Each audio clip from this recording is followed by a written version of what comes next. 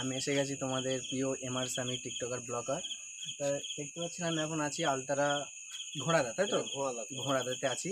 তা আপনাদেরকে দেখাতে চাই আমরা যে সে একবার গল্প করেছিলাম যে একটা খাতারনাক জায়গায় দেখাবো, একটা পুরনো বাড়ি, আজ থেকে কমের উপর 200-300 বছর আগেকার জমিদার বাড়ি।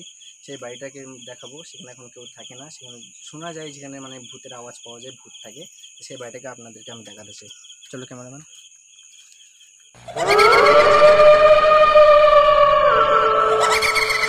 তো দেখতে পাচ্ছি এই সেই বাড়ি, ক্যামেরাটা এই সেই বাড়ি। এবার এই সেই বাড়ি যেটা বলছিলাম, কথা বলছিলাম যে আজ থেকে 200 বছর আগেকার ভিডিও। এখন বাজে রাত 9টা। আমরা এলাম ভিডিও করতে, কারণ বেশি রাত হলে শোনা যায় যেটা অনেকটা তো ডেঞ্জার হতে পারে না। তো আচ্ছা, এই লোকটার কাছে জিজ্ঞাসা করা যাক। আচ্ছা, বলছিলাম কি এই ঘরটার বয়স কত হবে?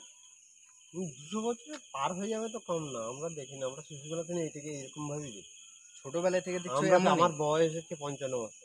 55 বছর ছোটবেলা থেকে এইরকমই দেখি। মানে তোমার আব্বু আম্মুরাও দেখে গেছে এমন? আমার আব্বারাও এরকমই দেখে। তাহলে দেখতে পাচ্ছ গাইজ, আজ থেকে 200 বছর এখানকারই লোক। আপনার নাম কি আছে? সাইফুদ্দিন। সাইফুদ্দিন মোল্লা। মল্লিক। সাইফুদ্দিন মল্লিক। দেখতে পাচ্ছ ইনি বলছেন এনার আব্বারাও নাকি ছোটবেলায় দেখে গেছে এই ঘর এমন।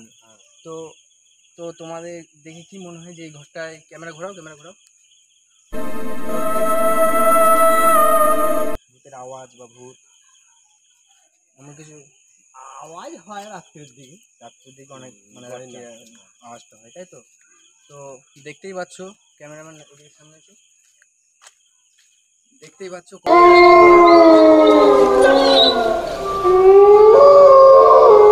আমাকে সামনেই যেতে ভয় লাগছে। তোমাদেরকে কি বলবো, সামনে যেতেই ভয় লাগছে, ঘরটা এতটাই ডেঞ্জারাস। ওই জন্য আমরা তাড়াতাড়ি এলাম যে সন্ধে করে ভিডিওটা করে তুলে দেবো। শুনলাম যে নাকি ভূত টুত দেখা যায় এবং মানে আওয়াজ টাওয়াজ পাওয়া যায়। তা এখন তো নেই। তো ঘরটাকে দেখতে পাচ্ছেন,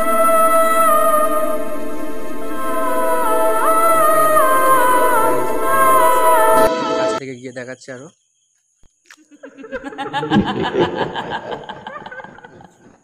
দেখতে পাচ্ছ সব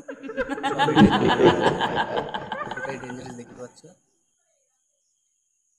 এমনিতে গাইজ ঘরটা দেখতেই তো ভয়ঙ্কর না?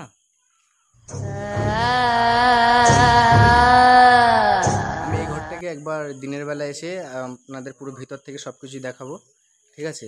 পাশে এই যে কবরস্থান আছে, এটা কবরস্থান, এটা কবরস্থান, এটা কবরস্থান আছে। এমনি আশেপাশটাই দেখছো কতটাই ডেঞ্জারাস। তো